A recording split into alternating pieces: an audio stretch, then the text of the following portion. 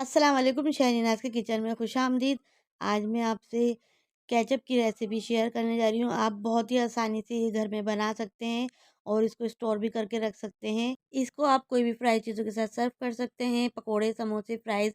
इसका टेस्ट बहुत ही अच्छा आएगा, बिल्कुल बाज़ार जैसा होगा। आप ज़रूर ट्राई करिएगा। चलें अब चलते हैं रेसिपी की तरफ। केचप बनाने के लिए ये मैंने 3 किलो टमाटर लिए हैं। मैंने रेड वाले टमाटर लिए हैं ताकि केचप का कलर बहुत अच्छा आए। और अब टमाटर को मैं इस तरह काट लूँगी 4 पीस में। और अब अभी बहुत सस्ते हैं टमाटर, आप इसको टमाटर को खरीद के केचप बनाएँ। रमज़ान आने वाले हैं तो आप इसका फ़ायदा उठाएँ।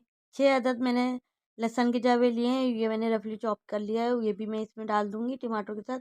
टमाटर भी मैंने सारे काट लिए हैं। अब मैं इसमें आधा गिलास पानी शामिल कर दूंगी और इसको 20 से 25 मिनट के लिए मैं इसको मीडियम फ्लेम पे पकने के लिए रख दूंगी। 20 से 25 मिनट हो चुके हैं और टमाटर भी हमारे अच्छे से गल चुके हैं। अब मैं टमाटरों को ठंडा करने के लिए रख दूंगी। टमाटर ठंडे हो चुके हैं। अब मैं इसको जूसर के जार में डाल के इनको मैं पीस लूंगी। मैं पानी शामिल नहीं कर रही, मैं इनको ऐसे ही पीसूंगी।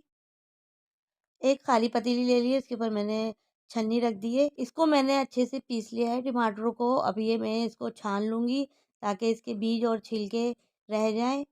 टमाटरों को मैंने अच्छे से छान लिया है, ये इसके बीज और छिलके रह गए हैं। ये मिक्सचर बिल्कुल स्मूथ हो चुका है। ये बाकी का ये जो टमाटर रह गए हैं, ये आप किसी भी सालन वगैरह में डाल के यूज़ कर सकते हैं। केचप बनाने के लिए मैंने इसको चूल्हे पे रख दिया है। अब मैंने इसमें आधा कप मैंने चीनी डाली है। मेरे टमाटर खट्टे नहीं थे, अगर आपके टमाटर खट्टे हों तो आप चीनी की मिकदार बढ़ा सकते हैं।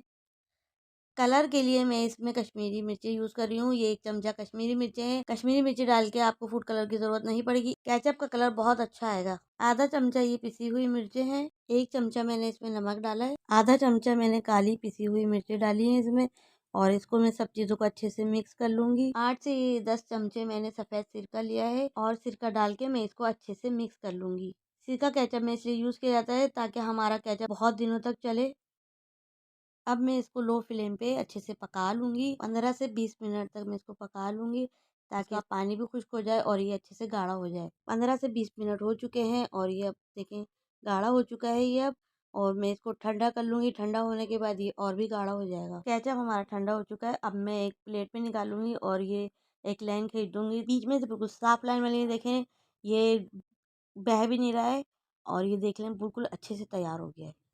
केचप हमारा रेडी है। आप किसी भी एयर टाइट जार में इसको सेव करके रख सकते हैं। ये इजीली 6 महीने चल सकता है। इसमें हमने सिरका और लहसुन डाला है तो इसकी वजह से ये जल्दी ख़राब नहीं होएगा। अगर आपको मेरी रेसिपी पसंद आती है तो लाइक कीजिएगा, शेयर कीजिएगा, नए हैं तो सब्सक्राइब कीजिएगा, बेल आइकन के बटन को लाजमी प्रेस करिएगा, इससे मेरी हर आने वाली वीडियो आपको पहले मिल सकेगी। अपना बहुत ख्याल रखिएगा। इंशाल्लाह ताला मैं मिलती हूँ आपसे नई रेसिपी में। अल्लाह हाफिज़।